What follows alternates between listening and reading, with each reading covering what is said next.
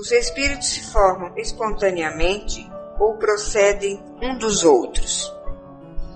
Deus os cria, como a todas as outras criaturas, pela sua vontade.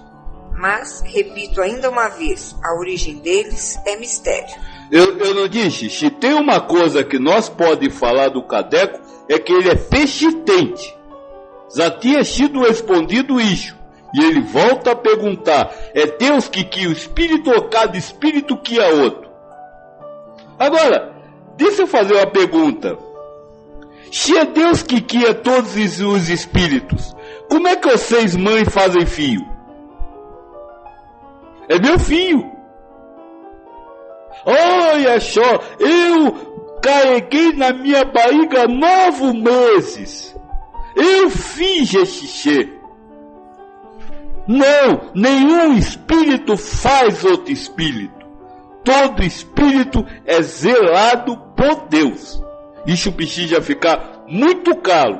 E talvez por isso é que foi permitido por Deus, foi comandado por Deus, que a mesma pergunta fosse feita diversas vezes. Nós já se deparou com duas. O espírito é a inteligência. E Deus zela todos os espíritos. 82. Será certo dizer-se que os espíritos são imateriais? Resposta. Como se pode definir uma coisa quando faltam termos de comparação e com uma linguagem deficiente? Pode um cego de nascença definir a luz? Imaterial não é bem o termo. Incorpóreo seria mais exato, pois deves compreender que, sendo uma criação, o espírito há de ser alguma coisa. É a matéria quintessenciada, mas sem analogia para vós outros, e tão etérea que escapa inteiramente ao alcance dos vossos sentidos. Ou seja, é melhor declarar que nada chato, não buscar querer conhecer o espírito pela forma, não querer conhecer o espírito pelo que ele é composto, mas entender que o espírito é inteligência e que se confunde com a inteligência que habita o corpo. E aí então nós pode e tem que começar a aprender o funcionamento da inteligência para entender o espírito. E não querer fazer ideia do espírito, se ele tem matéria, se ele não tem matéria, se ele tem baço, se ele não tem, se ele tem umbigo ou se não tem. É isso que está sendo dito. E vocês continuam querendo saber como é o espírito. O Kardec faz um comentário, do qual eu vou ler só o final. Não os podemos definir, senão por meio de comparações sempre imperfeitas, ou por um esforço da imaginação. É o caso da razão. Querer compreender o espírito pela razão, você vai ter uma verdade transviada, uma verdade falseada, uma verdade individualizada. Porque nós estudou ontem, a razão é transviada.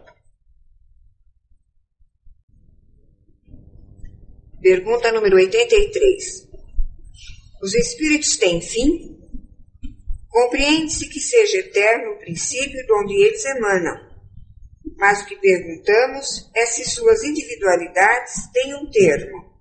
E se, em dado tempo, mais ou menos longo, o elemento de que são formados não se dissemina e volta à massa de onde saiu, como sucede com os corpos materiais. É difícil de conceber-se que uma coisa que teve começo possa não ter fim. Há muitas coisas que não compreendeis, porque tendes limitada a inteligência. Isso, porém, não é razão para que as repilais. O filho não compreende tudo a que seu pai é compreensível, nem o ignorante tudo o que o sábio aprende. Dizemos que a existência dos espíritos não tem fim. É tudo o que podemos, por agora, dizer. Então vamos só, porque está muito bem explicado, né? É só nós fazer um comentário mesmo. O espírito é uma individualidade. Essa individualidade jamais se acaba. É eterna. Então a história de voltar para Deus, de fazer parte de Deus de novo, é de mentira. O espírito vai continuar a sua individualidade. Só que ele vai perder o individualismo. Individualismo é a busca para a satisfação individual. Individualidade é você. Então a individualidade jamais se acabará. Só que o espírito se universalizará. Ou seja, ele passará a não pensar em si como um uno, mas passará a ver-se como uma peça do universo. Dá para ficar claro? Ele, na verdade, ele não perde a sua individualidade, mas perde o seu individualismo. E ao perder o seu individualismo, ele não se vê mais como um, mas ele se vê como uma peça perfeitamente integrada ao universo. Um quebra-cabeça. Como de quebra-cabeça. A figura do Gigito Paixão foi perfeita. O espírito é um quebra-cabeça.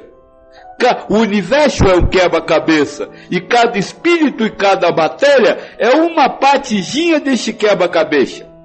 Se você retirar essa parte, ela é um desenho. Ela tem um desenho. Ela se forma uma figura.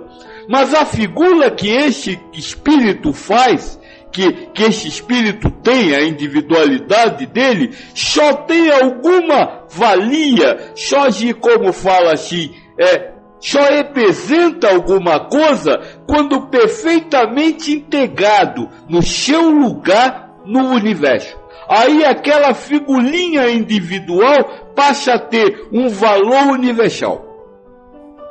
Passa a ter um sentido.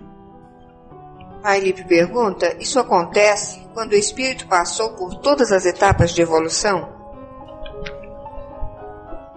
Não, todas não. Se veja, chegar a este ponto perfeito, jamais você vai chegar, porque a perfeição é Deus. Então só Ele é perfeito.